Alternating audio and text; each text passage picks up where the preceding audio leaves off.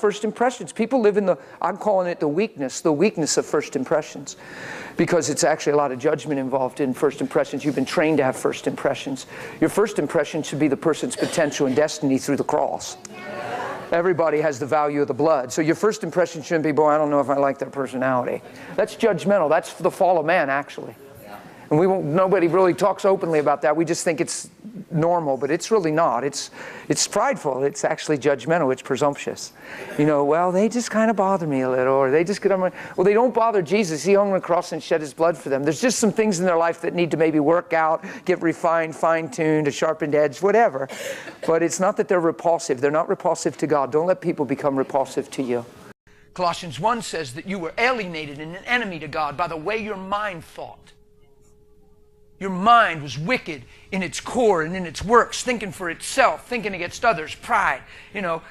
Walking by somebody, hi, oh brother, like, yeah, being plastic, sallow surface, saying one thing, thinking 100 other things. First impressions, judgments, pride, arrogance, getting in a room, judging it by its view, drawing to who you feel safe and avoiding who you don't like.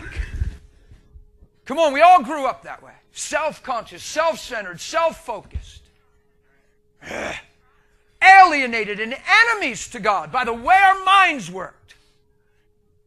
Hard heart, attitude, pride, judgment, that inside stuff we do, our whole life we've done, is the fall of man deluxe. Anybody can do it.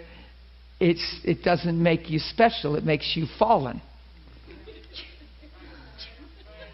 How's that? Because it's so proud. It's at the expense of others. It's exalting yourself, your own mind, and your own opinion above the world, above everybody. It's self-righteous. It's the fall of man deluxe. Eat the tree and you'll be God. So now you project your opinions on people and you sit with an inner counsel. Oh, what a jerk. What a jerk. Come on. You're not somebody awesome if you sit there with that inside your heart and that's the assessment of people around you. Oh, what a jerk. No, that just means you have a desperate need for Christ and salvation. Degenerate deluxe.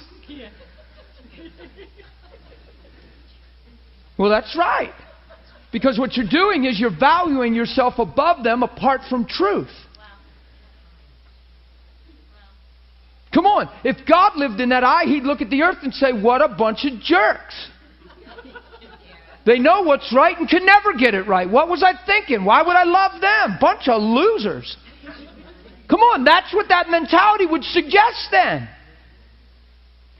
That isn't how God sees us. Self-righteousness is a wretched, terrible, awful thing. It's us getting saved by grace and then forgetting how we got saved. And then looking at others through a different eye than God looked at us through.